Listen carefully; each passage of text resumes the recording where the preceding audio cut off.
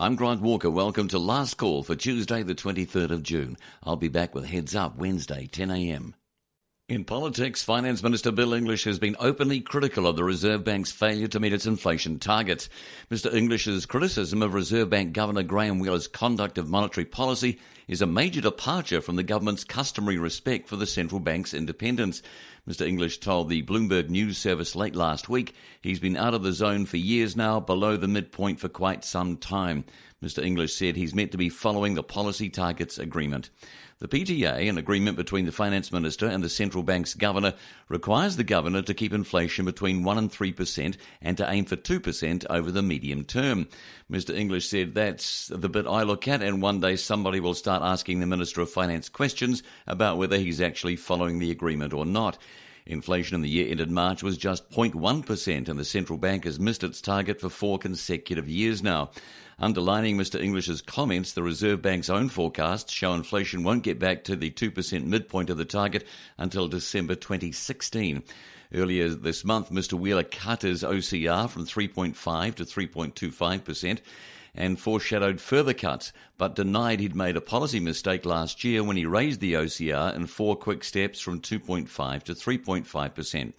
Figures last week showed the economy grew just 2% in the March quarter, well below economists' expectations of 0.6% growth and the weakest quarterly pace in 2 years. The Reserve Bank had also expected a 0.6% figure and is predicting 0.8% growth for the current quarter and in each of the 5 following quarters. Mr English said people think he's got plenty of room to lower rates. His vocabulary is data-dependent now, isn't it? So he's got his first significant piece of data. First, New Zealand capital economist Chris Green says Mr English's comments were somewhat surprisingly critical of Mr Wheeler, given the Reserve Bank's operational independence. Mr Green says there appears to have been some policy coordination, certainly in relation to the housing market, between the Treasury and the central bank lately. Mr Green is forecasting the economy will probably grow between 2% and 2.5% over the year ahead, rather than the Reserve Bank's 3.2% forecast. Tuesday, the 22nd of June, I'm Andrew Patterson on NBR Radio, and with me now, Campbell Gibson. Campbell, talking media, and you've been talking to NZME's boss about the impact the Paul Henry show's been having on their star, Mike Hosking. Yeah, it was an interesting comment he gave me, and he basically said that the competition brought on by the Paul Henry program, which launched about 3 weeks ago on TV3 and Radio Live, has forced them to sort of, I guess, up their game a little bit, not too much, but just refine it a little bit more. So things like they're back of the scene changes, I'm told, most of them, but things like Mike Hosking sort of sharpening up his questions with, say, the Prime Minister or someone like that. And no one doubts, obviously, that Paul Henry is a really good broadcaster, and there was also that massive marketing campaign behind the show, so they obviously looked at that and thought, we're in for a bit of a run for our money. And just by right full disclosure, of course, I do provide some contractual services to MediaWorks, but Campbell, has this made any impact on the radio ratings? It's a very good question, and one that we don't actually know the answer to at the moment. I'm sure that many listeners know that there's been quite an argument between NZME and MediaWorks over when and how the next radio ratings surveys should be done, but we do know that they are currently working together, as well as with Radio New Zealand, funnily enough, to get a survey done at least by the end of the year. So hopefully we'll be able to see the impact that Paul Henry has had on the industry by then. A couple of commentators have said on our website that they've stopped listening to Mike Hosking, which I don't know if that's a sign of the times or something like that, but it's certainly an indication that when you've got two very good right-wing broadcasters, they're inevitably going to either take audiences off each other. So that's a side effect, I guess.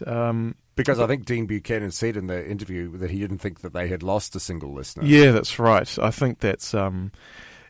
we'll see by the end of the year if his word is holding true.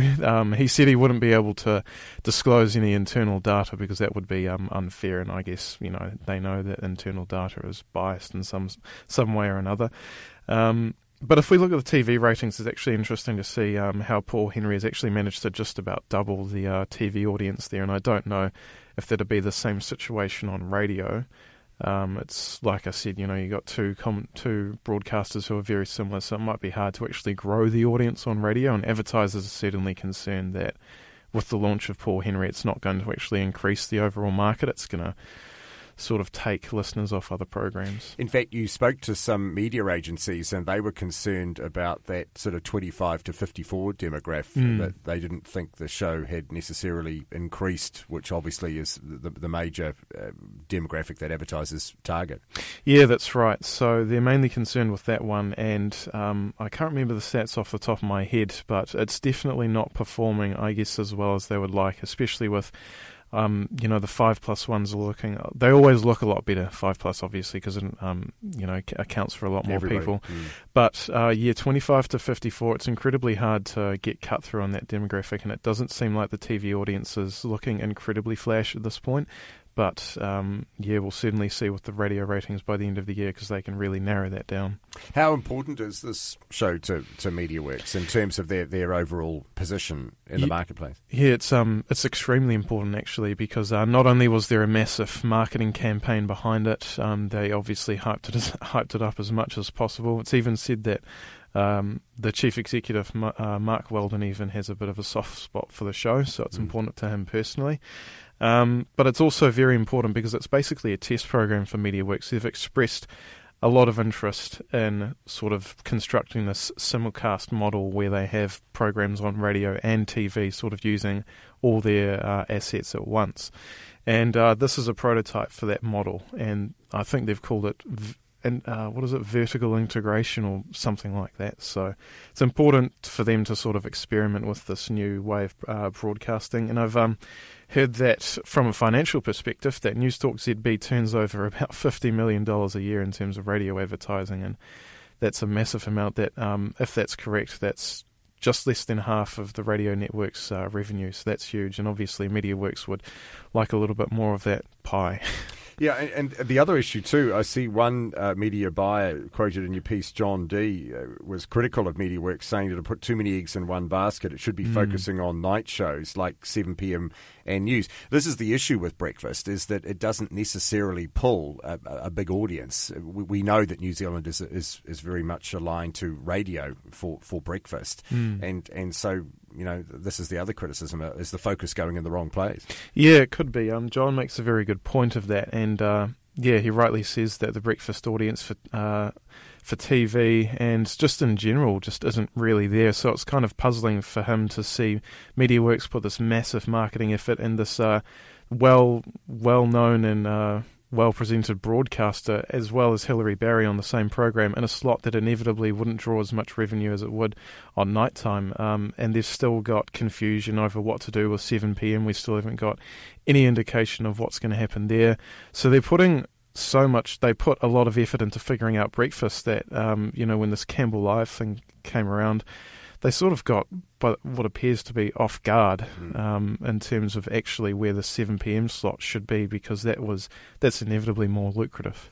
And just finally, I see announced today, John Campbell is actually joining the Sky commentary team. He's going to be involved in this Samoa All Blacks game, of course, which he was very instrumental in creating. I guess a quick move by Sky to take advantage of the situation that exists at the moment. Yeah, to be honest, I didn't see that one coming. I've always suspected he was going to go to Radio New Zealand or somewhere like that, but I guess John is one of those broadcasters that's always in high demand, and he wouldn't go long without a job, so good move on Sky's part.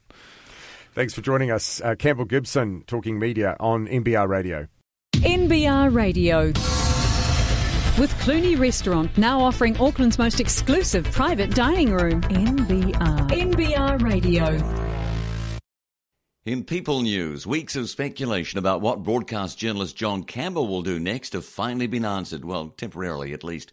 Mr. Campbell severed ties with TV3, where he'd worked for 24 years when the management of parent company MediaWorks decided to axe his eponymous current affairs show after a very public controversial review of the program. Today it was announced the campaigning journalist and rugby fanatic will be a commentator for Sky Sports coverage of the July 8 match between the All Blacks and Samoa. The game, to take place in Apia, will be the first time New Zealand's premier rugby team has played in Samoa. Mr. Campbell's participation is widely seen as acknowledgement of his and Campbell Live's campaign to encourage the All Blacks to play their inaugural fixture in the rugby-mad Pacific nation. It's unlikely this move is more than a one-off gig for Mr Campbell, however. Asked whether his commentary role is the precursor of a relationship with Sky, a spokeswoman for the subscription television company said that John Campbell is making a couple of panel appearances in our rugby coverage before the Test match, but that is all that's planned. Mr Campbell retweeted Sky's Twitter announcement with his trademark exclamation of enthusiasm, "Marvellous!" To the banking sector, the lending margins of New Zealand's 5 major banks are starting to contract because of stiff competition, according to accounting firm PwC. Although the 5 banks' collective pre-tax profit rose by 5.9% or $94 million to $1.69 billion in the March quarter, their net interest income fell by $3 million. That reflects the fall in the bank's net interest margin to 2.26% compared with 2.31% in the December quarter. PwC partner Sam Shuttleworth says, "I wouldn't call it a significant contraction. The interesting thing to watch is whether it falls again in the June quarter." The bank's funding costs are also falling, with interest expense falling by $37 million to $3.2 billion between the December and March quarters. Mr Shuttleworth says although there have been suggestions the banks could survive on lower margins and give their customers better pricing, when you sit back and look at the environment, there are a number of banks in the marketplace and we're a small banking market. One reason margins are contracting is the significant swing out of floating rate mortgages into fixed rate loans, which have finer margins. Mortgage holders on floating rates now account for 27% of the mortgage market, down from 63% in the March quarter of 2012. Corporate lending, though a smaller segment of bank lending, is growing faster than mortgage lending. Corporate lending rose 2.18% in the March quarter to $120.1 billion, accelerating from the 2.12% pace in the December quarter. That compares with the 1.72% growth in mortgage lending to $193.7 billion in the March quarter. Mr Shuttleworth says over the last 12 months, corporate lending growth has exceeded the growth in retail mortgages. He says that's a good sign for the New Zealand economy and a good sign that New Zealand businesses are expanding. And that could also reflect the constraints on mortgage lending the Reserve Bank's restrictions on high loan-to-valuation lending are having.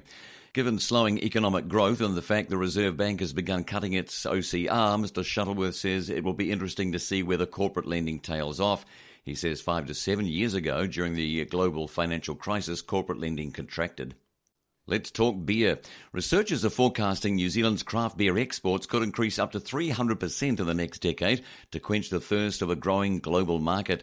The research by Frost & Sullivan for New Zealand Trade and Enterprise found that where overall beer consumption is declining, North America, Europe, Australia and New Zealand, there is decreasing consumption of brands produced by large multinational brewers but increasing craft beer consumption. New Zealand's craft beer market is still small, accounting for 2 to 3% of total beer sales, excluding beers such as Monteith's and Mac's, which are owned by large breweries. But it's fast expanding, growing 30% this year. The US has a much larger craft beer market of 11% total beer consumption, which is increasing 4% each year. Researcher Natasha Da Costa says the New Zealand craft beer segment has the potential to perform much in the same way as exported Marlborough Sauvignon Blanc did in the 1990s.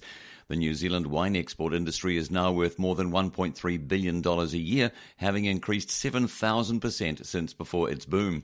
She says the higher margin in craft beer creates a huge export opportunity akin to wine. We already know overseas markets value our food and beverages, and our research indicates that those that can create a context or story around their beers to build loyalty are poised to reap reward. However, the researchers note although there is enormous export potential, New Zealand hop producers and brewers need to grow accordingly. Mexico, for example, exports 80 times more beer than New Zealand. There are about 100 breweries in New Zealand and Australia, with more opening each month. The craft market is crowded here, with the likes of Tuatara Brewery, Epic Brewery and Renaissance Brewing clamouring for a share, along with contract brewers such as 8 Wired and Yeasty Boys.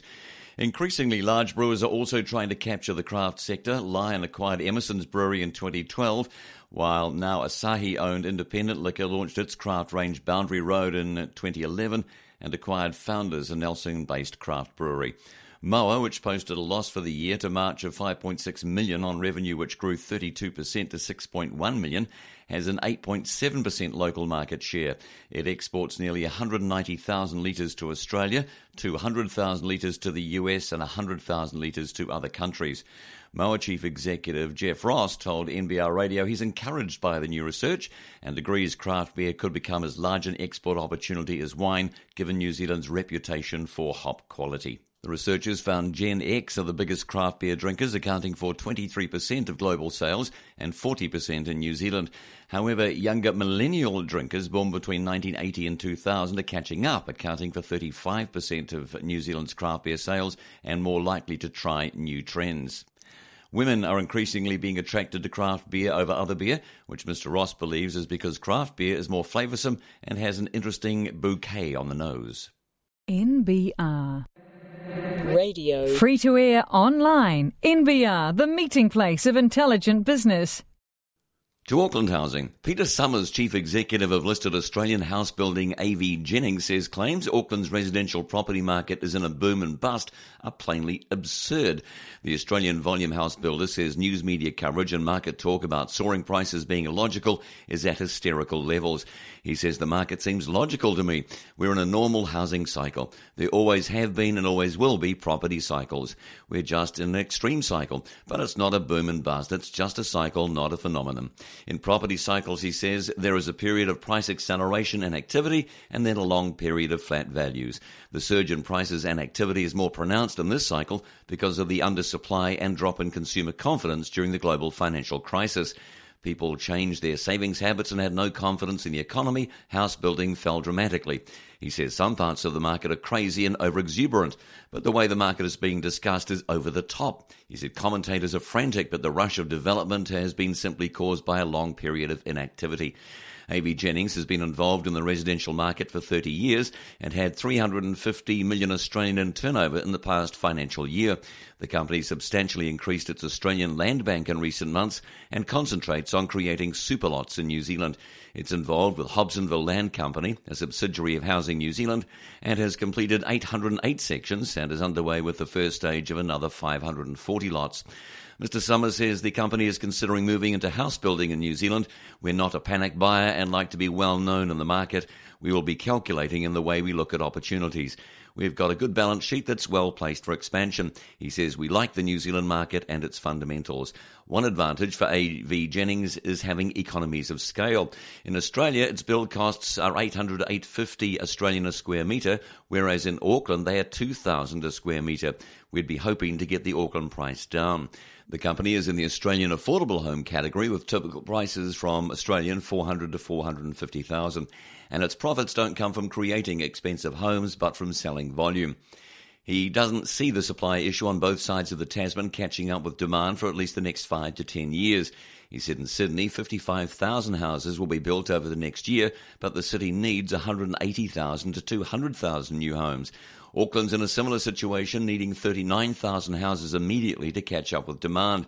He said, one of the things we've got wrong in Australia is focusing on the demand instead of supply side.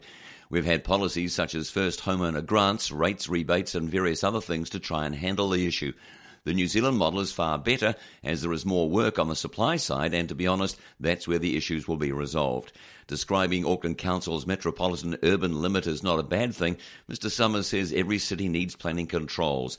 All cities have their constraints and it's usually around the supply side issue. He says we've become better in some Australian jurisdictions in terms of their vision where planning is going, but it's still hard and a common issue across both countries.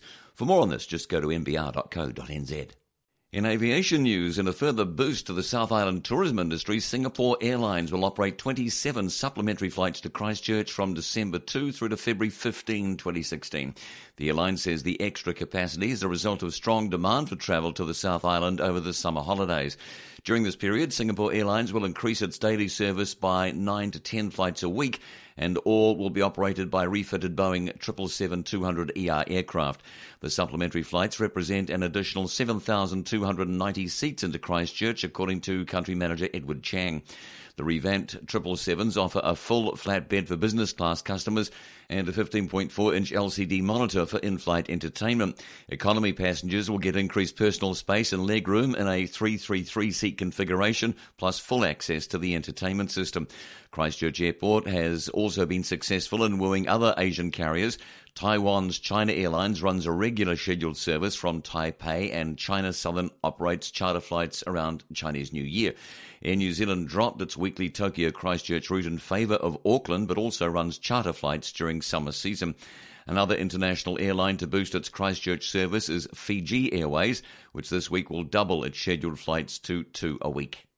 NBR Radio on Tuesday the 23rd of June, and with me Hamish McNichol. Hamish, developments in the Ross asset management case. It seems the liquidators are able to claw back, half of the amount. I think the investor gets to keep his initial capital.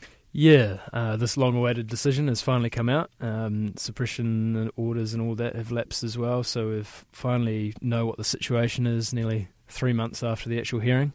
But like you say, basically the liquidators can claw back what has been found to be determined as fictitious profits, but the investor who's been named as Hamish McIntosh gets to keep his initial investment. And the liquidators have already come out and basically said it's good that we can claim back these funds, and that clarifies that position, and it seems like it's a fairly equitable approach that he gets to keep his initial investment, which, yeah, on the face of it does seem fair. Although I understand in court he did say that he might have an inability to repay the profit because he's put it into what's turned out to be a failed property investment. Yeah, but there was also evidence from the liquidators, or claims by the liquidators, countering that, saying that there's no evidence of his financial hardship. So it'll be interesting to see where to from here, and I guess that is the wash-up, whether he can actually pay back that $454,000 or not, and then what that might mean going forward otherwise. And this clears the way, presumably, for the liquidators to apply this to other investors' situations as well. Yeah, so they've always been doing these 3 test cases this year. They've got another 2 which are going to be held together in September. And basically the idea of these 3 were that it would establish the basis by which they could arguably go and pursue that further. These first 3 test cases are worth about $3.8 million, but it has been reported in the past that the wider claims that they think are at least $25 million, but then more recently they said it could be worth even more than that. So potentially huge for the 700 investors who have lost $115 million between them. Any indication at this stage as to how much they are likely to get back? Well, in the normal course of the liquidation and receivership and the wash-up and sale of all his assets and things like that, there's only currently about $3.8 million left, which amounts to roughly 3 cents in the dollar. So $454,000 from this investor is another half a cent on the dollar, and more importantly, I suppose, is that this could lead to more claims and more money back for them in the long run. So, yeah, I don't know. It seems like a bit of a forward step for these guys. And just finally, have the liquidators given any indication as to how much longer they expect the liquidation to take? I guess it's still really up in the air because the court process can take a while. I mean, I'm not sure, but this decision could well be appealed, and that could take a while, and then the September cases will take a while as well. So it really depends, I suppose, on how many claims they ultimately end up bringing and how straightforward the process becomes now that the law is being determined by these early ones. So it might actually get to the stage where now we know what the rules are. Okay, you give back your fictitious, you give back your fictitious, etc. So, yeah, exciting. Right. Another step in what will be, no doubt, a fairly protracted series of events still to come. Thanks for joining us, Hamish McNichol, with us on NBR Radio. NBR Radio with Bayleys, New Zealand's leading commercial real estate company. NBR Radio on Tuesday the 23rd of June, and Property Talk with me, Chris Hutching, and also Sally Lindsay. Welcome to you both. Let's talk the Soviet-style planning authority not needed for New Zealand. This is the view from the Property Institute. What did you make of it, Chris? Well, I think I agree with Ashley Church from the Property Institute, who says that it's a Soviet-style waste of time. And I say this after my experience in Christchurch with the Canterbury Earthquake Recovery Authority. Once you get a bureaucracy like this set up, it just gets bogged down. You're much better off to leave it to the private sector, just set the rules in some way. But I'd have to say I agree entirely with Ashley. This idea of these super authorities, there's all sorts of unintended consequences that come out of it. And if you look at that, the situation in Christchurch, it's just a joke. The private sector is going gangbusters. It's rebuilding this town at a speed you wouldn't believe. You know, you walk around the city, it's incredible. But in the area that's controlled by the bureaucracy, it's dead. It's just the rubble wasteland, and it's a huge problem because now they're rethinking and double-tracking on the things that they were going to build there without bringing the Christchurch people into any kind of consideration or consultation. So, yep, in this case, I agree with Ashley. Do you think it's going to get up? Because Bill English seems to quite like the idea. Well, he would. I think Bill and Nick Smith would probably be very keen to show that they're doing anything whatsoever. But why do they need this super authority? Because they've already set up joint ventures all over the place. You know, they've got Hobsonville Joint Venture Company, which is half government and half private. They've got these housing accords all up and down the country. I mean, every other week, Nick Smith's signing another dozen housing accords. So, well, what is this thing going to do except perhaps designate private land and seize it off people and create a whole lot more grievances? Sally, the suggestion from the chief executive of AV Jennings that we're not in an extreme property cycle, there's no boom or bust here, that effectively this is just the market perhaps with a bit more fuel in the tank than it might have had in the past. Yes, he says people that say we're in a boom and bust situation are being stupid. We're not in a boom and bust situation because we're always in a property cycle, and we're just on the upward tick of the property cycle, although it is an extreme cycle this time, mainly driven by Auckland. Sally? No, he says no, and he's involved with Hobsonville Land Company, which is the government and private sector joint venture. And he says it's no different. He says it's more extreme than most cycles, but that's because there was a lot of inactivity during the global financial crisis. So there was no building. People didn't have any confidence. House building stopped, and now it's just catching up. So who's saying this, Sally? Is this an Australian house building company? Yes, that's right. How strange that they would take that view. So we're in the middle of a boom, which is more extreme than ever, but it's not a boom and bust. Was that because you haven't got to the bust yet? No, he just says there won't be any bust because, especially in Auckland and Sydney, because the demand is so much more than supply, and it's going to take about a decade to catch up. So during that time, he doesn't see that there'll be any bust. But of course, lots of people have varying opinions on this.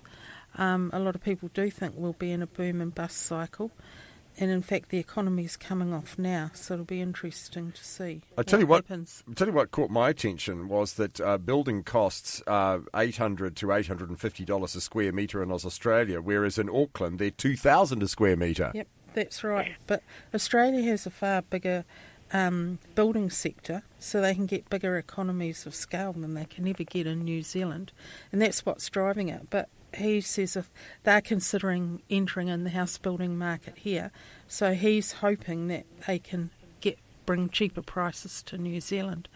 But of course the supply chain here is a lot different than in Australia.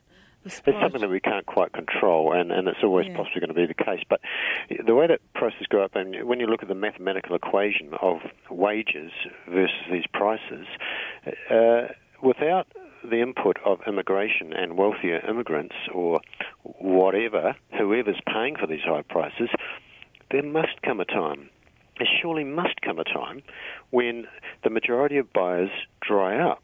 When these prices continue to go up. I agree. I mean, that's my fear. At some point, you cannot drive so many participants out of the market that the market shrinks to the point that you've got a smaller number of participants.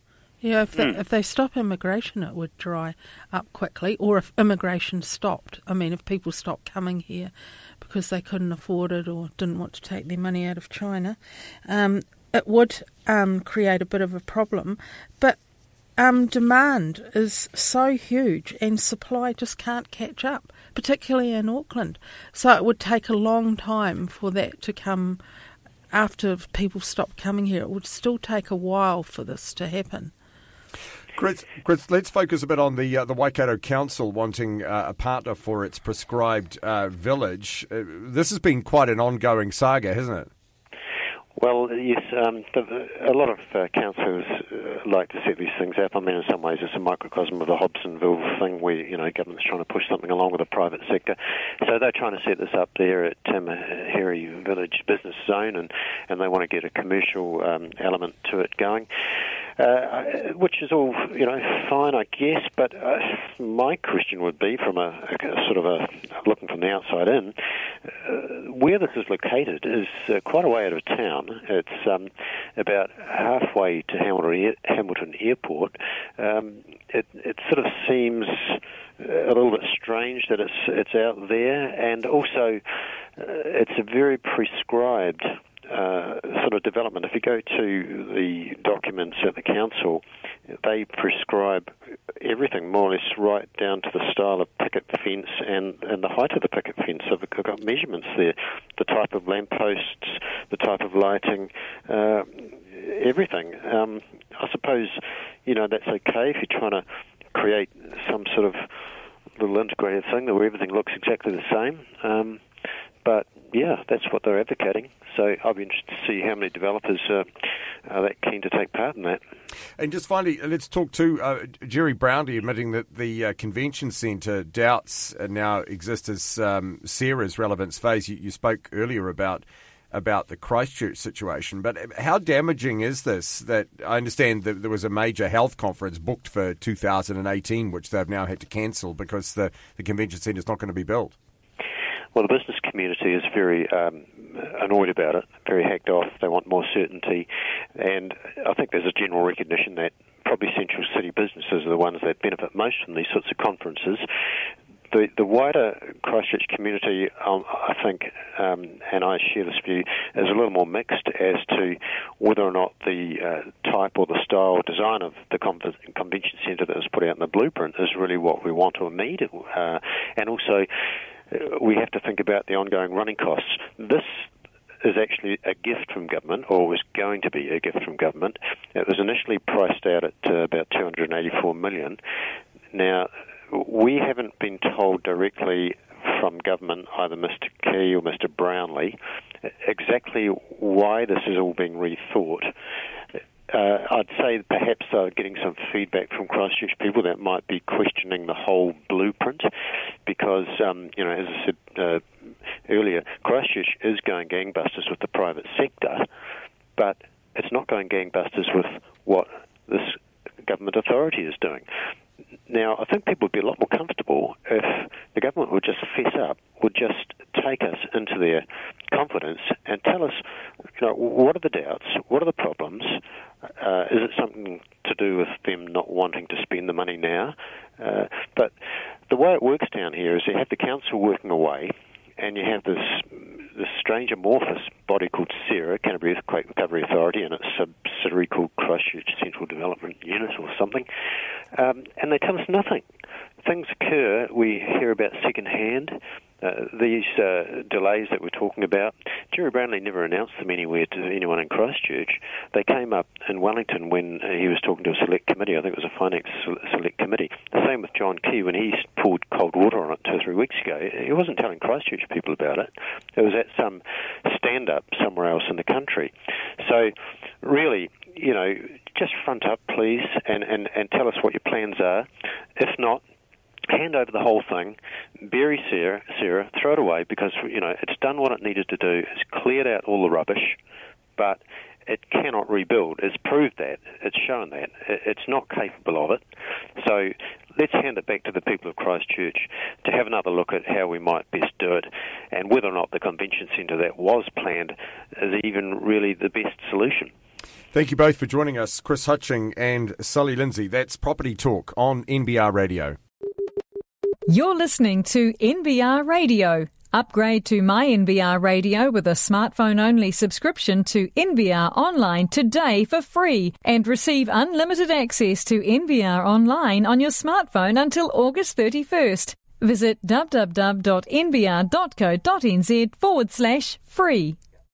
And now an A2 update. ASX-listed Freedom Foods, controlled by the wealthy Perich family, has confirmed its interest in a potential takeover of NZX-listed A2 Milk. In a statement to the Australian Stock Exchange yesterday afternoon, Freedom said, "A consortium comprising Freedom Foods and an unnamed leading international liquid dairy milk company has provided an indicative, non-binding and conditional expression of interest to A2M with a view to undertaking due diligence to enable the consortium to determine whether to enter into a binding proposal." Freedom said the process was ongoing and there was no certainty an offer would occur. The NZX-listed company shares rose as high as 71 cents yesterday morning after A2 announced it had received takeover interest from two associated trade parties. A2 said it would seek more information to evaluate the proposal and would update the market on further developments when appropriate. It said there is no certainty that the proposal will result in any transaction and the board does not consider a takeover imminent. A2 Milk, which produces and markets milk containing only the A2 form of beta-casein protein, is closely associated with the Perich family's Freedom Food Group, which bought into A2 in 2010. On June the 9th, Perich family vehicle Arrowvest revealed it had bought 3.3 million Australian more of A2 shares to take the combined Freedom Foods and Perich family stake to 19.1%. The identity of Freedom's consortium partner has not been revealed, but speculation had focused on Chinese agribusiness company New Hope Group. In April, the Perich family and Freedom Foods entered a deal with New Hope to buy New South Wales family-owned farming company Moxie Farms to form a dairy consortium aimed at exporting value-added dairy products to China. Freedom Foods and New Hope signed a memorandum of understanding last year to look at developing Australian dairy farms to boost milk supplies for Freedom's UHT operations. One market source who speculated that a joint takeover offer was possible said, "I think there's an approach been developing with an Asian group and Perich. It may bring others out of the woodwork." In market news, Nuplex Industries, the specialty chemicals maker, has decided to suspend its share buyback scheme in the lead-up to board meetings in another effort to ensure it doesn't unduly influence the share price. The Auckland-based company adopted a new procedure whereby it will cease the buyback once board papers for upcoming board meetings have been distributed to directors and until the conclusion of the board meeting, it said in a statement. For this month's board meeting, that means the scheme was suspended from June 19 and won't resume until June 30, which coincides with the testing of executive long-term incentives. Earlier this year, Nuplex decided to buy back 5% of its shares on issue after a series of asset sales helped reduce the firm's debt and strengthen the balance sheet. Among the conditions of the buyback, Nuplex will only buy shares through the NZX order matching system, won't buy more than a quarter of the trading volume in a 5-day period, won't make the opening transaction or trade in the final 15 minutes of a session, and won't pay more than 5% above the average volume-weighted price in a 5-day period. Nuplex shares were unchanged at $4.20 and have gained 41% this year. The stock is rated an average buy based on 6 analyst recommendations compiled by Reuters, with a median target price of $4.03. Tuesday the 23rd of June, this is NBR Radio, and with me, Nick Grant. Nick, you've been following the Conservative Party unwinding, of course, with Colin Craig, and news this morning that Chief Executive Christine Rankin looks like she's going to be stepping down. Yes, we've just seen a tweet from a media organisation saying she stepped down as Chief Executive. In the past few days, she has been expressing her disappointment with what's been happening, with the allegations swirling around Mr Craig, expressed disappointment in Mr Craig, and suggesting that she would be reviewing her future with the party. And she has emphatically said she's not interested in leading it, and so it would appear that she's pulled the pin and stepped down as Chief Executive. Whether or not that means that she's no longer going to be involved in the party in any way, manner, shape or form, don't know at this point. This has been really the complete meltdown of Colin Craig and the Conservative Party, and it seems that there are some links around the story, particularly where the story's been sourced from. Indeed. Well, yeah, it's interesting. Clearly there was a lot of interest in the sudden resignation of Mr Craig's press secretary, Rachel McGregor, just 2 days before last year's general election, which obviously led to a lot of speculation on the part of media. But everyone was staying quiet at that point, and that story just went on the back burner, if not died. However, the story seems to have been reignited in the last week or so. mainly via, well, initially in any case, Cameron Slater's whale oil blog, much like the Len Brown sex scandal of several years ago. And, following that that pattern that we've seen before with a number of stories, mainly political in nature, where the whale oil blog has posted various rumours and allegations which have been then picked up by mainstream media and which have given the story oxygen. I've yet to see much analysis in any media about where this information is coming from. I mean, the whale oil blog refers to the fact that that board members have been privy to some of this material, and you'd have to assume that Ms McGregor hasn't leaked this information herself. So there are a fairly limited number of sources it could have come from, I would have thought. It's also interesting, I mean, political parties in this country normally are subject to a fairly high level of scrutiny, that the whole thing could have remained so quiet for so long. Yeah, well, there appear to have been confidentiality agreements in place. Mr. Craig at his press conference yesterday, where he sought to hose down the various rumours and merely succeeded in pouring gasoline on the fire. Yeah. It was a particularly inept performance, I have to say, and wheeling on his wife. I mean, Mr. Craig is a political junkie, and he should have been well aware of the fact that as soon as you've got your wife standing next to you, that sends a signal based on, press conferences. We've seen other politicians who are in the gun for inappropriate behaviour. It's a bit of a red flag. That was a real tactical mistake on his part.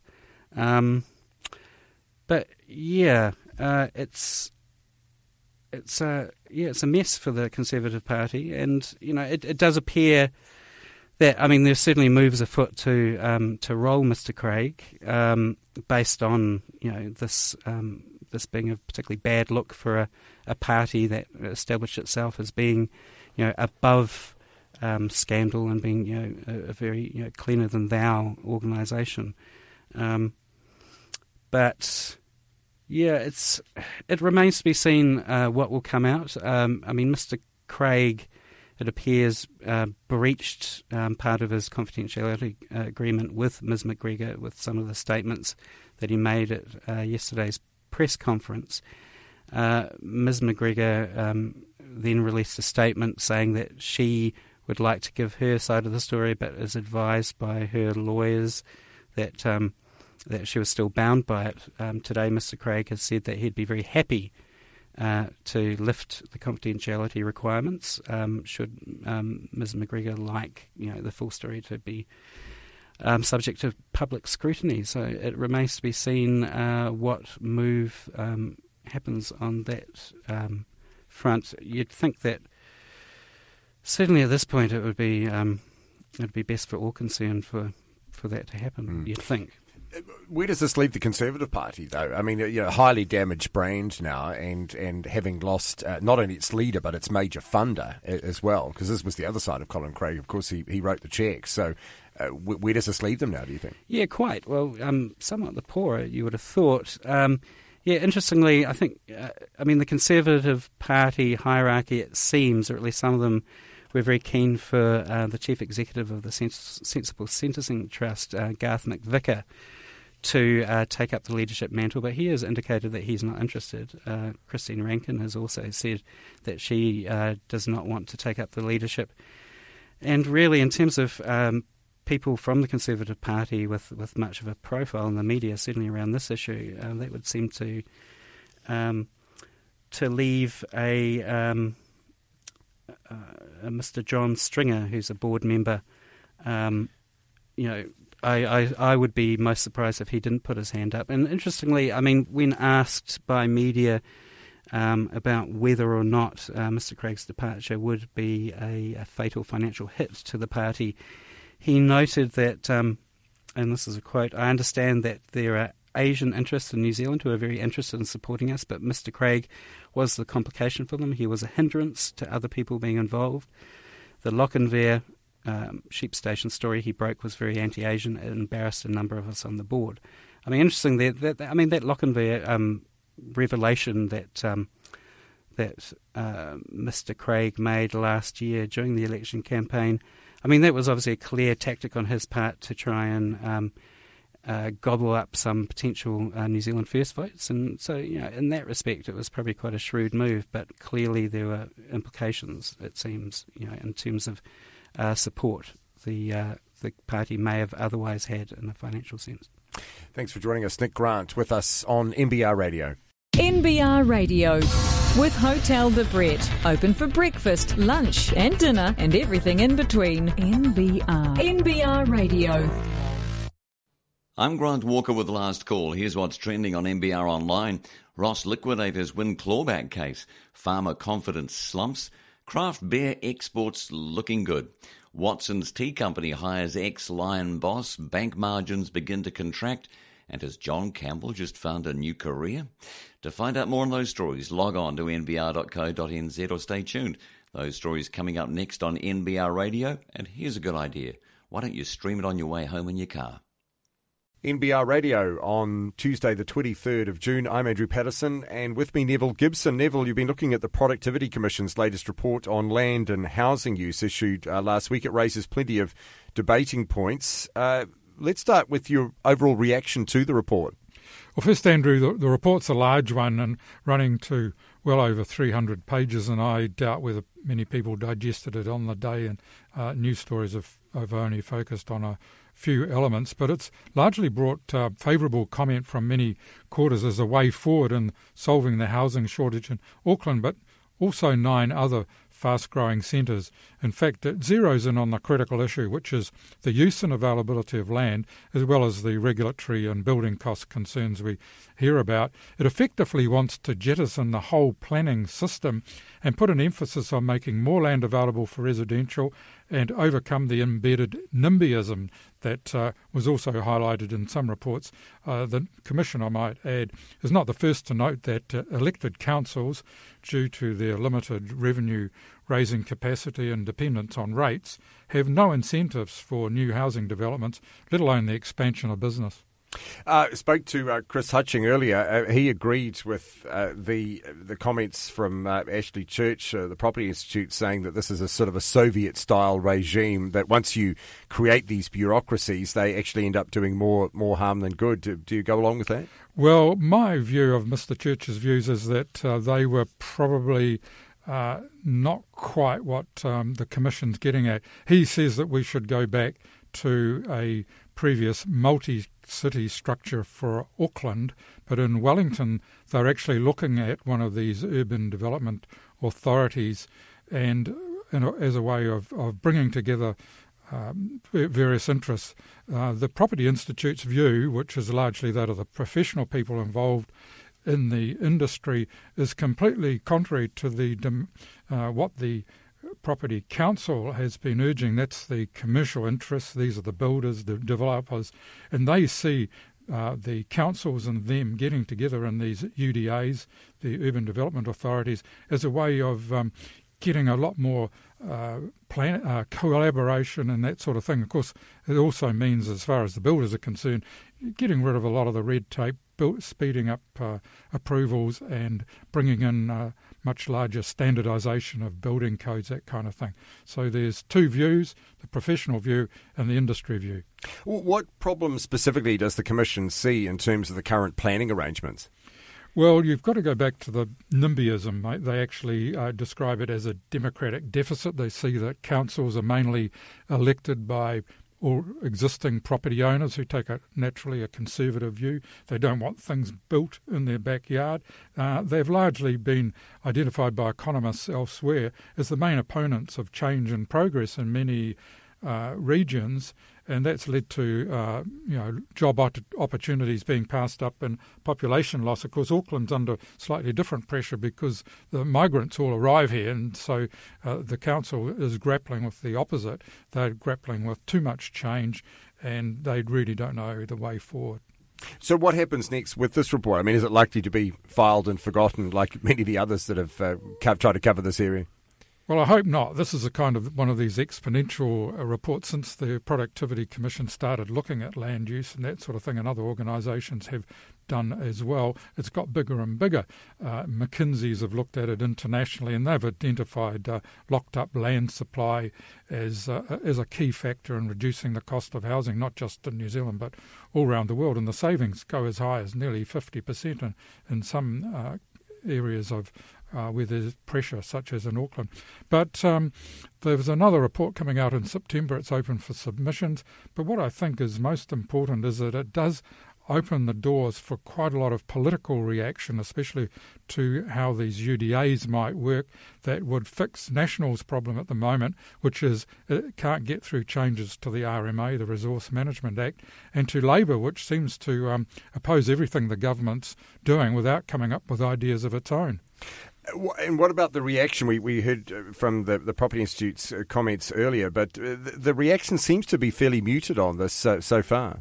I find that rather strange. I think it's due to probably the overwhelming amount of information that's come out. But when you boil it all down, it's got some very good points for politicians to follow up on, because it's not just changing the RMA, tinkering as the Commission has earlier described it, but also drawing in other aspects of development. That means the Local Government Act and also the Land Transport Act. I might add, although it's not a factor in the report, that quite often it's the traffic planners who oppose developments because they think they're going to generate more cars on various roads, and that's a pretty crazy way of looking at roading planning, and that might be bringing more people into the overall process. It's not necessarily Soviet style if everyone does it on a sensible thing. It's been done in the water area and in one or two others, so maybe a bit more collaboration and being one of those trendy words, being more inclusive of all the various issues. And just finally, what about I guess how this will engage politicians trying to tackle the housing issue? It seems that Bill English is reasonably impressed with what he's read so far. He is, and he hasn't closed the door. He's only rejected one, which I personally think is a good one, which is that the government should be paying rates on its land, because it's, if you're paying rates on land, that's an incentive to develop it, and he says that's out. The government has ruled out any kind of revenue sharing with local government. I think those sort of ideas are pretty sound, but with 38 recommendations there, and most of them acceptable to either Labour or National or other parties as well, I think this produces a very good platform for way forward, because no one's going to solve the whole housing thing overnight, and it may take several years, and it will probably take, as the Commission suggests, changes in the planning mentality. NBR editor Neville Gibson with us on NBR Radio. NBR Radio. Free to air online with business news you can use. To Craiggate. First of all, the key developments. Ms McGregor goes on the attack. A board member says Craig's stance against the lock-in for sale alienated Asian backers. Mr Craig was the complication for them. Mr Craig could be expelled this weekend. Further embarrassment could lie ahead if letters and poems by Mr Craig to Ms McGregor are released. So if Colin Craig hoped his press conference yesterday would draw a line under the Rachel McGregor controversy, he is out of luck. His former press secretary last night took to Twitter to accuse Mr Craig of breaching a confidential settlement by speaking out. Ms McGregor also claimed the former Conservative leader was responsible for the events leading to her resignation on the eve of the election, tweeting, "Colin Craig is trying to frame me as a mistress. There was never a sexual relationship, nor was there consent for his inappropriate actions." She retweeted a post from Green Party's John Hart that drew a parallel with former Sarah boss Roger Sutton staging a press conference while the subject of his advances remained bound by a confidentiality agreement, and another saying she had been victimised. Ms McGregor also released the following statement. Colin Craig's statement today, along with other public statements in recent days, breach a confidentiality agreement that Mr Craig and I reached during a Human Rights Commission mediation. Despite Mr Craig's public comments, I have been advised by my lawyers that I am still bound by the confidentiality agreement. I am therefore unable to correct the clear factual inaccuracies contained in the statement Mr Craig made today without jeopardising my legal position. I am willing to correct those inaccuracies if Mr Craig confirms that he will not take legal action under the confidentiality agreement when I do so. I am also willing to fully brief the Conservative Party board on Mr Craig's conduct, but again, this would require Mr Craig's consent. Until Mr Craig lifts confidentiality, I can make no further comments. Mr Craig says he's not received any correspondence detailing inaccuracies with his version of events. He will meet his lawyers to discuss lifting the confidentiality obligations on Ms McGregor. Yesterday, with his wife by his side, Mr Craig framed his and Ms McGregor's decision that their relationship was problematic as a mutual decision, saying, in hindsight, some of our behaviour was inappropriate and we have acknowledged that, so we can both move on. He said he'd agreed to pay an additional $16,000 to Ms McGregor for work she's done for the party, on top of $20,000 that had been paid in advance. In addition, $20,000 Mr Craig had lent Ms McGregor interest-free to enable her to settle a credit card debt had been forgiven on compassionate grounds at Ms McGregor's request. Conservative board member John Stringer said on Breakfast this morning, this is becoming a rolling tragedy for both the wider Colin Craig family and the Conservative Party. We're getting into Bill Clinton semantics here. Mr Craig had already breached the confidentiality agreement, Mr Stringer said, so perhaps Ms McGregor is released. It would be nice to hear her side of the story because Mr Craig seems to be implicating her by association. For more on this, please go to nbr.co.nz. Let's talk Auckland rugby. Former All Blacks captain Tana Umaga has been confirmed as Blues head coach from next year. The widely speculated appointment was announced by the Blues and New Zealand Rugby in the franchise's new home base at Alexandra Park in Auckland today.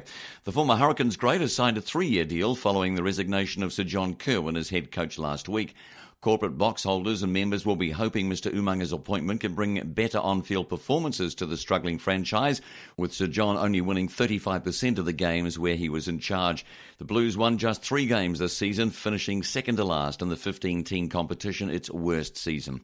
Mr Umaga is unproven at Super Rugby level, but has had early success in his coaching career, including as assistant coach of the Junior World Cup winning New Zealand under-20s this year.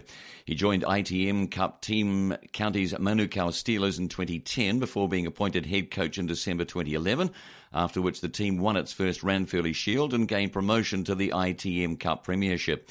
Before this, he was influential at Toulon in France, coaching the team to promotion to European Club Rugby's top 14 competition. Mr Umaga says he's thankful to be part of a team steeped in history. He said, I believe in actions on the field speaking for themselves, and I'm looking forward to this challenge. Box holders have struggled to fill boxes this year because of the team's poor performances and resultant lack of interest in the Blues. Eden Park Trust Chief Executive David Kennedy also resigned earlier this month, having taken charge in 2010.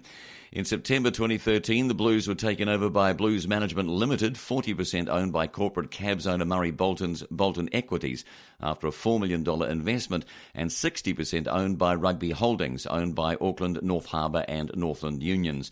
A messy boardroom dispute between private investors in the Blues and the Auckland Rugby Union is understood to be continuing, but Blues chairman Tony Carter today says Mr Umaga's appointment has unanimous support. NBR Radio, Tuesday the 23rd of June, and with me, Jenny Ruth. Jenny, the comments that the Finance Minister Bill English has made in regard to the Reserve Bank Governor Graham Wheeler not meeting policy targets, quite a bit of surprise about the frankness of these messages. How did you read it?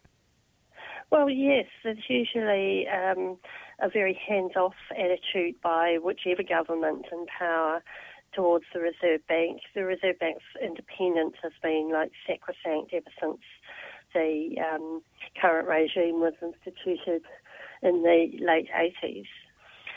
And to have a finance minister saying quite bluntly, well, he's not meeting his policy targets agreement, is he? It's kind of surprising. How do you think Graham Wheeler will take the comments? Well, I don't know, but the facts are undeniable. When you've got annual inflation at just 0.1%, and the central bank's missed that 2% target for inflation for 4 consecutive years now, yes, I mean, maybe it is time for people to be pointedly asking questions. The other way of arguing it, of course, is the Reserve Bank is doing a lot of the government's heavy lifting itself, so it seems surprising that English will be critical about that, even though there's an acknowledgement that they are operating outside of the policy agreement target. I find that quite a difficult argument. The Reserve Bank is tasked with one major thing, and that's keeping inflation under control. It's got to have regard to all sorts of other things, but inflation is supposed to be its focus. It does have another major role, financial stability, and that's one reason why it's been so worried about the Auckland house price escalation over the last couple of years or so. What do you think this will do to change the nature of that relationship? And what do you think Bill English was seeking to achieve by raising this issue, given that it is unusual for a finance minister effectively to make some thinly veiled criticism of the Reserve Bank? Well, you would have to think that Mr. English did know what he was doing. He's been a politician for an awful long time. He did make these comments to the Bloomberg News service, so perhaps he was thinking this was a very select audience, but obviously we've picked up on them now. And you've been talking to some of those in the market. How have they reacted to the news as well, economists and so forth?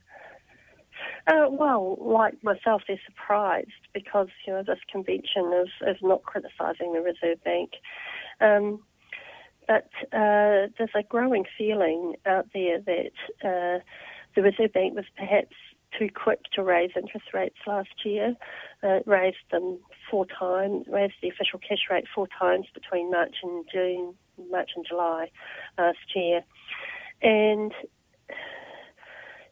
hindsight's always a wonderful thing, but perhaps the Reserve Bank shouldn't be raising rates so precipitously. Maybe a more gradual path would have been more sensible. And if you think about along those lines, if they'd raised rates much more slowly, would they have raised rates as much as they actually did in the end? My suspicion is not. And just finally, I see one NBR reader has commented in the comment section about the irony of Bill English criticising the Reserve Bank not meeting his targets, given that he hasn't been able to achieve getting the books into surplus. Is it the pot calling the kettle black, perhaps? Well, Mr. English could argue, I'm not saying he has, this is my suspicion, that because the Reserve Bank's raised interest rates so fast last year and kept them high for so long, that it's stunted growth and therefore tax receipts. It's also pushed the dollar probably much higher than it would have been otherwise, which means export earnings haven't been so great either. So Mr. English could say that the Reserve Bank's failure to meet its targets were the root cause of him being able to reach his surplus target. Thanks for joining us, Jenny Ruth, with us on NBR Radio. NBR. Need to hire? Try our online recruitment platform, www.nbrtalent.co.nz. In politics, Labour MP David Parker says the idea that there was ever a legitimate substantial claim against the government ceasing the live export trade in 2003 was always fanciful. According to Mr McCulley, having invested tens of millions of dollars in Hawke's Bay properties since the 1990s to export Awassi sheep to Saudi Arabia for slaughter, Hamoud Al-Ali Khalaf allegedly threatened a $20 to $30 million lawsuit against the government over its decision to cease live sheep exports in 2003. Well, last Thursday, Prime Minister John Key admitted he's not aware of any cause of action supporting the alleged lawsuit Mr McCulley referred to in a 2013 cabinet paper, which sought funding for an $11.5 million demonstration farm in Saudi Arabia on Mr Al-Khalaf's property. In that February 2013 cabinet paper, Mr McCulley wrote, Saudi partners would have preferred to enter discussion on the basis of seeking compensation for commercial loss as a result of government decisions, and indicated that they had received legal advice suggesting they pursue a claim for between 20 to 30 million. Mr McCulley has since refused to deny that the lawsuit was dropped 12 months before the cabinet paper.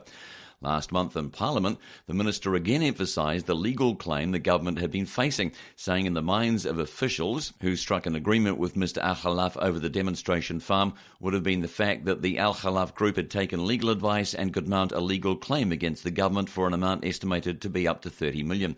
The likelihood of any such legal claim ever having existed lies in tatters following the Prime Minister's admission. Mr Parker argues Mr McCulley said that this total of $11.5 million, but in particular the first $4 million upfront payment, was to settle a legal claim of between $20 to $30 million. He said that in Parliament and blamed it on the Labour Party.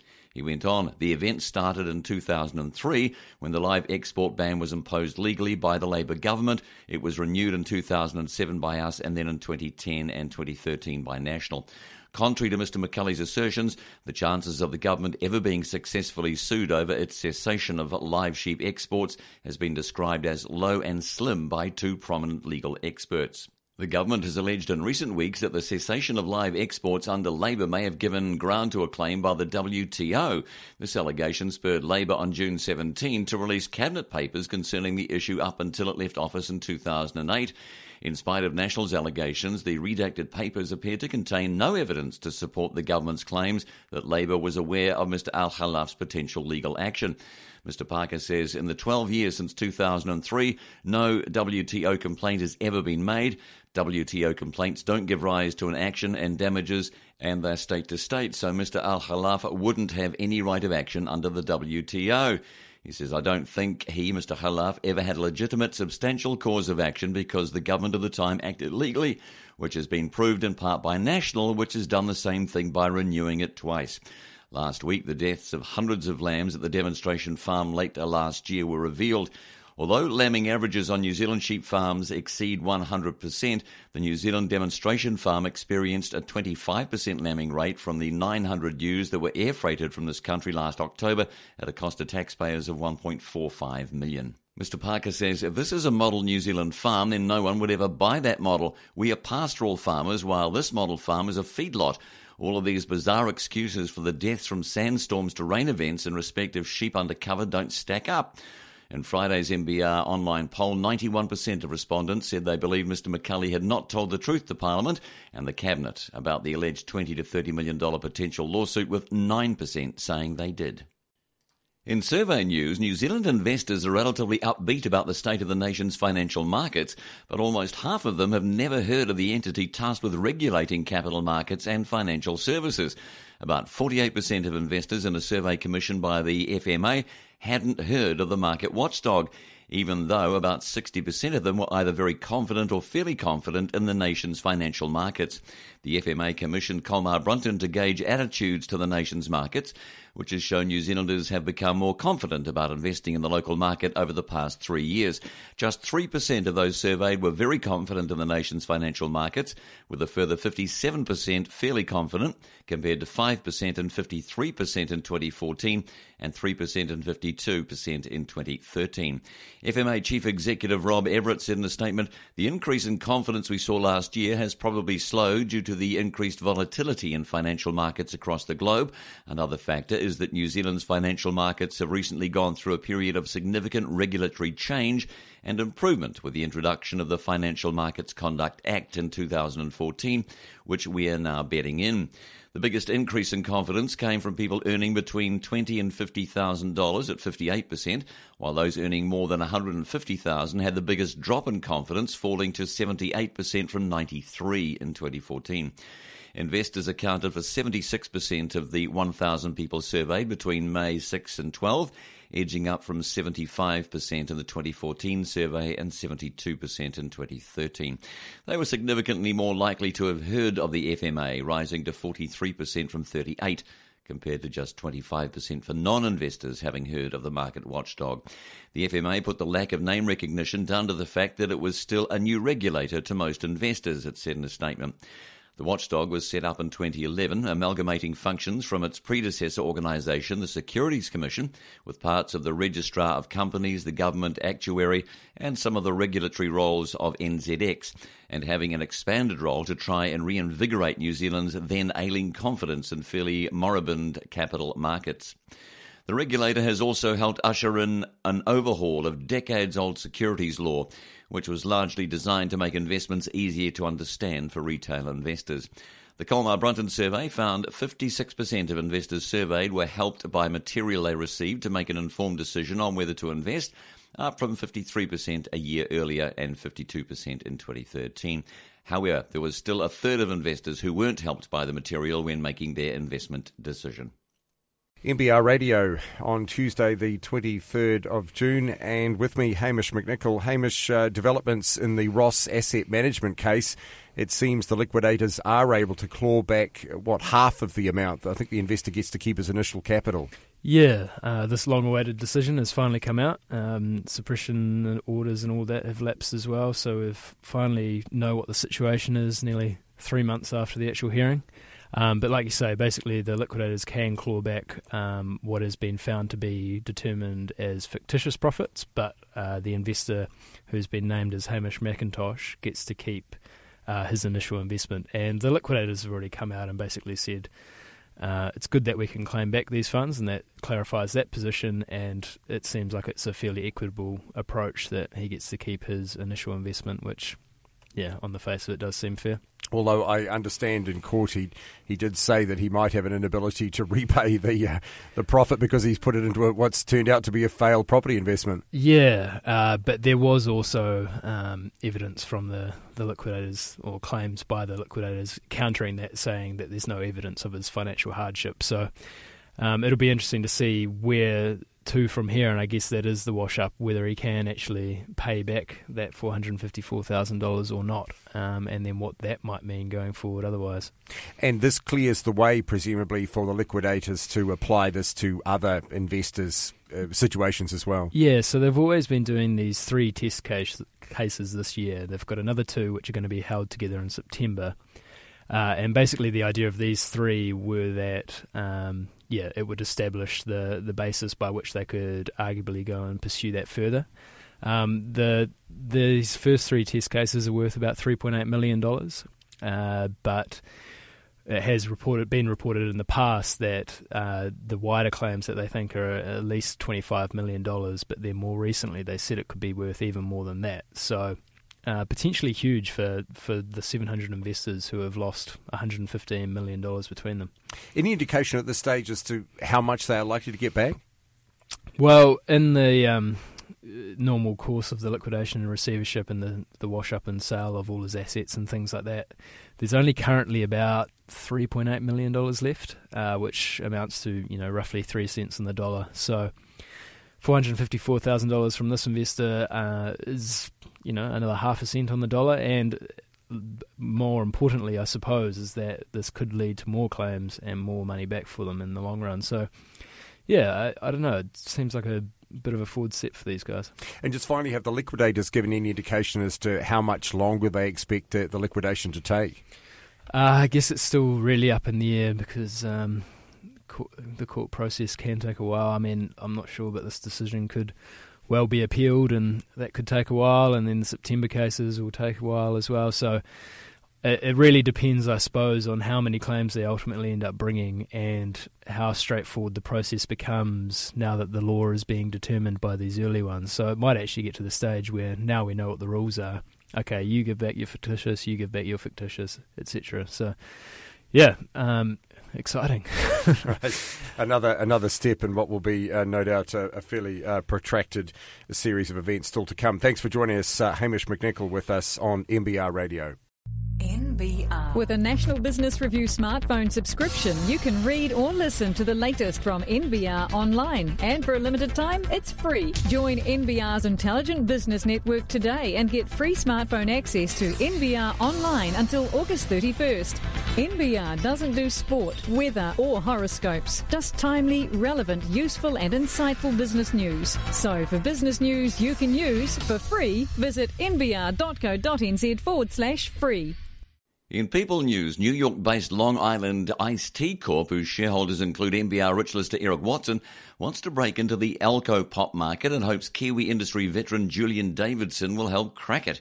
The company has hired Mr. Davidson as a consultant to spearhead the move, which it says is motivated by millennials, or that's people born from the early 1980s to the early 2000s, increasingly moving away from beer to wine and spirits.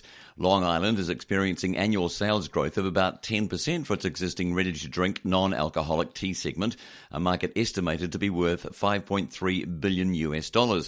But the company, which recently formed from a merger with the Watson-controlled Cullen Agricultural Holdings Corp., says it's now exploring the US $200 billion alcohol market.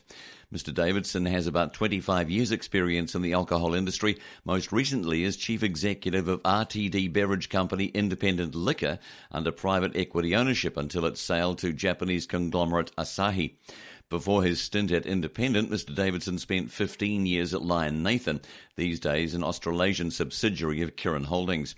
Mr. Davidson has also just been appointed new chairman of ASX-listed pub owner Lantern Hotel Group, a company part-owned by Torchlight Fund, which is managed by NZX-listed Pine Gould Corporation and associated with another NBR Rich-listed George Kerr.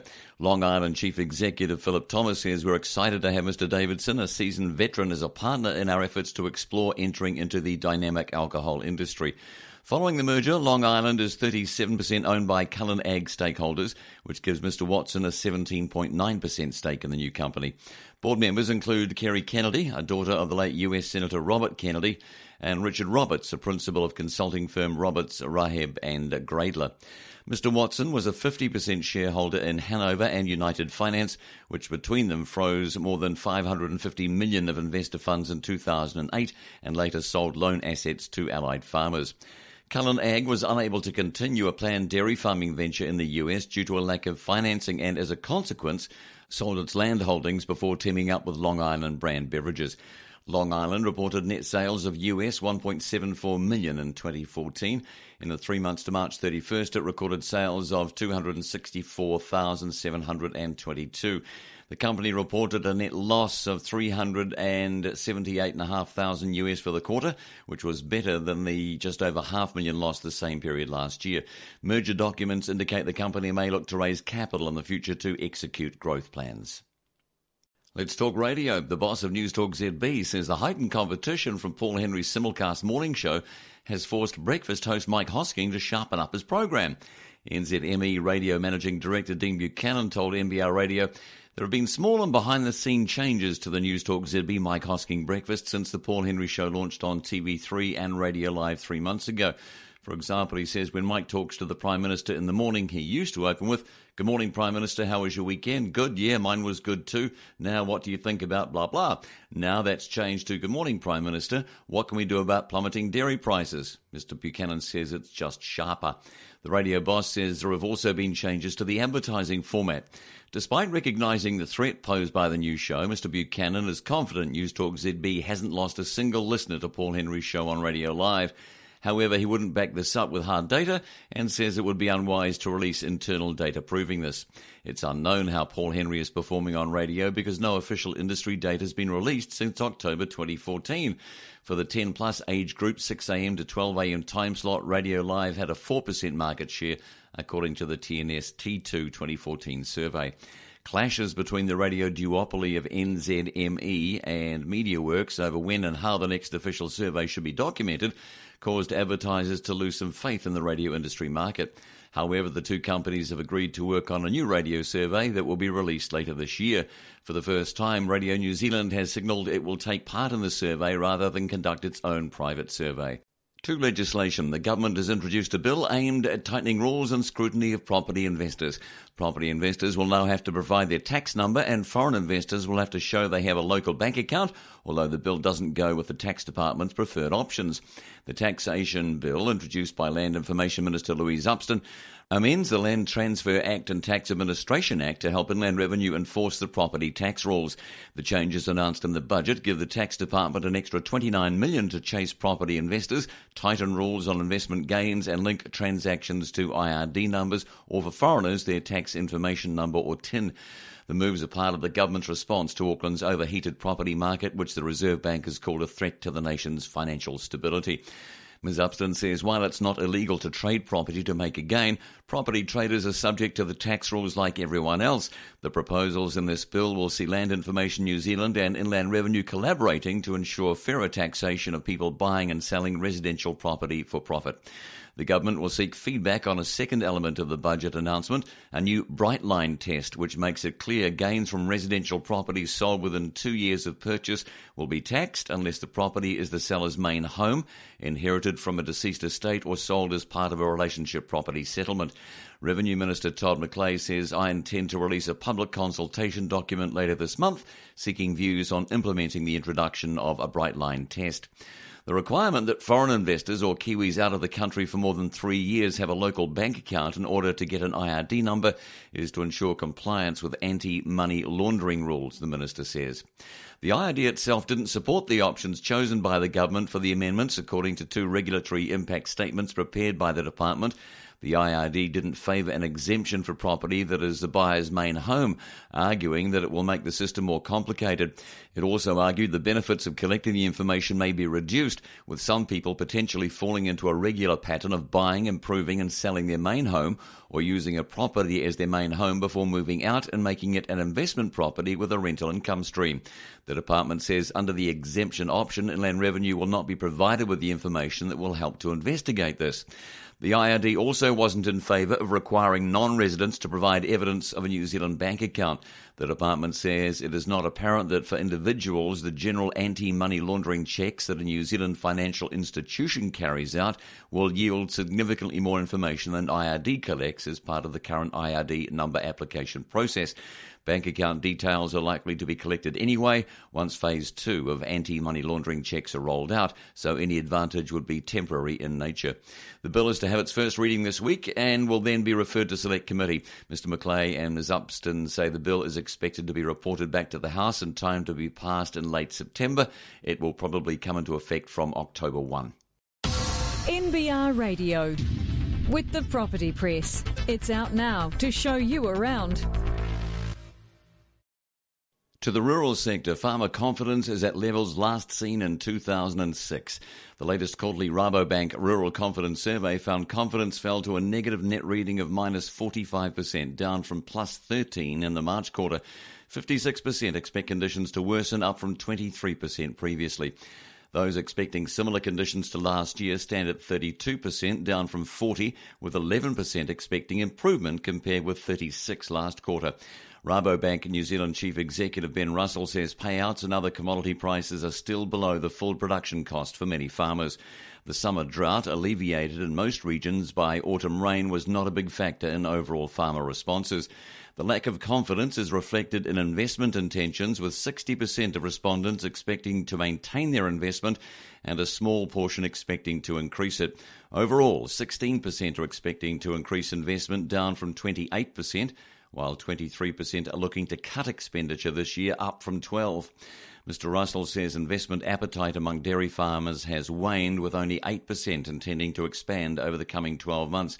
They are destocking, culling cows and reducing expenditure. Rabobank predicts a recovery in global dairy prices, but it's not expected to flow through into domestic farmgate milk prices before the 2016-17 production season. The survey is based on responses from 450 farmers. To the banking sector, SBS Bank lifted annual profit attributable to its members by 29.4%, but its margins were squeezed in the latter part of the year due to the extremely competitive residential lending market. The Invercargill-based bank, formerly the Southern Building Society, and which also owns HBS Bank, formerly the Hastings Permanent Building and Investment Society, reported an $18 million net profit for the year ended March, up from $13.9 the previous year. Net interest income grew 16.7% for the year, but by 15.4% for the March quarter, demonstrating the margin squeeze. Chief Executive Wayne Evans says that with the Reserve Bank now cutting its OCR, what's going to be important is that we increase our asset base because our cost structure is largely fixed. SBS's assets grew 2.7% to $2.86 billion in the latest 12 months. Mr Evans says the bank is committed to a capital spending program which involves a brand, technology and branch network upgrade and refresh, and that may constrain short-term earnings growth. But longer term, he says, we would expect to see a return on that investment. Mr Evans says a key feature of the business in the past year was that it began to offer members exclusive offers and preferential pricing. He says we've changed our vision statement to be New Zealand's member bank that recognises the fact that people belong. In the past, it's perhaps been an inadvertent consequence of people borrowing or lending with us, but emphasising that its members own the bank will be a key point of difference. Mr Evans denies Co-op Bank's high-profile advertising, emphasising that the bank is 100% owned by its customers, has influenced SBS's changed direction. Now, Ross Liquidator update. The liquidators of Ross Asset Management are reviewing the position of a number of other investors following the successful clawback of fictitious profits from one investor. Today, the High Court ruled an investor who liquidators sought to claw back $954,000 from will have to return $454,000 but can keep his initial $500,000 investment. The investor's identity can now also be revealed as Hamish McIntosh. A statement from Liquidators PwC says the judgment from Justice Alan Mackenzie has confirmed it is entitled to claw back the full amount of fictitious profits received by an investor prior to the company's liquidation. It says the court has attempted to balance the interests of both parties in letting the individual investor keep his initial $500,000 investment, which provides guidance on further claims to be made. In light of the decision, the liquidators intend to continue with the two existing cases which have been commenced in the High Court.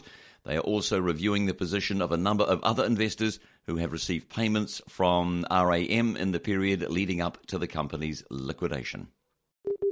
Join NBR's Intelligent Business Network today. www.nbr.co.nz/subscribe. NBR.